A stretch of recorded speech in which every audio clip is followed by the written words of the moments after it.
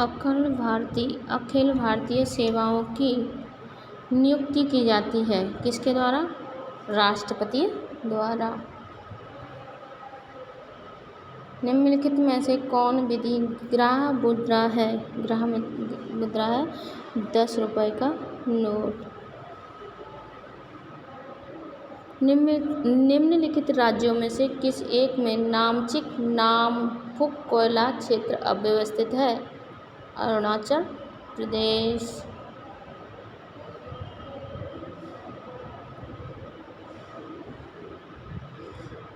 मैसूर की राजधानी कौन सी है? श्रीरंगपट्टनम। अखिल भारतीय हरिजन संघ की स्थापना निम्नलिखित में से किसके द्वारा की गई? महात्मा गांधी। निर्धनता का सर्वाधिक प्रकोप वाला राज्य है? कौन सा राज्य है? बिहार व उड़ीसा। भारतीय कृषि के संदर्भ में निम्नलिखित में से कौन सा कथन सही है? नंबर ए, भारत में दालों की खेती के अंतर्गत आने वाला लगभग 90% क्षेत्र वर्षा द्वारा पोषित है। नंबर बी, पिछले 2 दशकों में राष्ट्रीय स्तर पर खेती किए जाने वाले कुछ क्षेत्रों में दालों का भाग दोगुना हो गया है। नंबर सी, विश्व में कुछ क्षेत्र में होने वाले चावल की खेती का लगभग 15% भाग भारत में है। क्वेश्चन डी, भारत में होने वाली खेती के कुल क्षेत्र में से लगभग 34% क्षेत्र में चावल खेती होती है। आंसर है भारत में दालों की खेती के अंतर्गत आने वाला लगभग 90% क्षेत्र वर्षा द्वारा पोषित है। 1931 में कराची अधिवेशन की अध्यक्षता किसने की? वल्लभ भाई पटेल। अगर आपातकाल लागू नहीं होता तो ठीक बाद लोकसभा चुनाव कब होता? फरवरी 1976। नीली क्रांति का संबंध निम्नलिखित में से किससे है? मत्स्य पालन। 51। निम्नलिखित में से कौन सी विषुवतीय वनों की अद्वितीय विशेषता है? नंबर 1, ऊंचे घने वृक्षों की विद्यमानता जिनके कीट निरंतर वितान बनाते हैं। नंबर 2, बहुत सी जातियों का सह अस्तित्व हो। नंबर 3, आदि पादपों की असंख्य किस्मों की विद्यमानता हो। ये सभी हैं। हुमायूं के समय गुजरात और मालवा का शासक था। कौन था? बहादुर शाह। और अटल बिहारी वाजपेयी किस राजनीतिक पार्टी के नेता थे?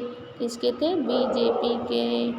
न्यूनतम आवश्यकता कार्यक्रम का प्रारंभ किस पंचवर्षीय योजना में किया गया? 5वीं। उत्पादन के एक व्यवहारिक उपागम का जिसे धारणीय गणना उपागम के रूप में जाना जाता है क्या महत्वपूर्ण है? नंबर 1, कृषि की पारंपरिक पद्धति की तुलना में इसमें बीज की लागत बहुत कम होती है।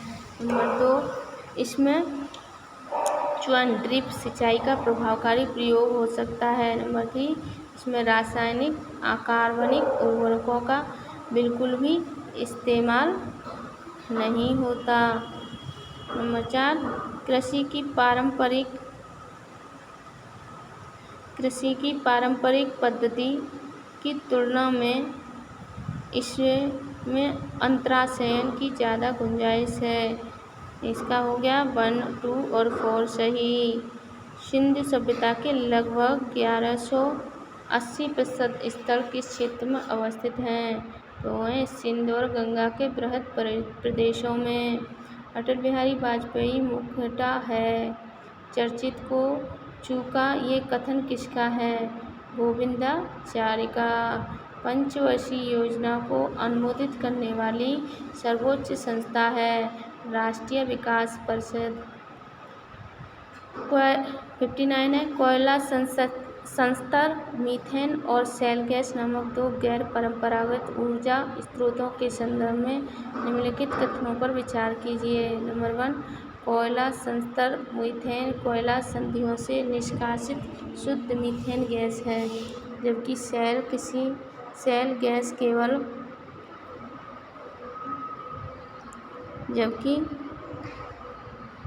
शैल गैस केवल प्रोपेन और ब्यूटेन का एक मिश्रण है जो सूक्ष्म कणिक अपसादी सेलों से निष्कासित किया जा सकती है। नंबर 2, भारत में कोयला संयंत्र मीथेन स्रोत बहुतायत में है, किंतु अब तक शैल गैस के स्रोत नहीं पाए गए हैं।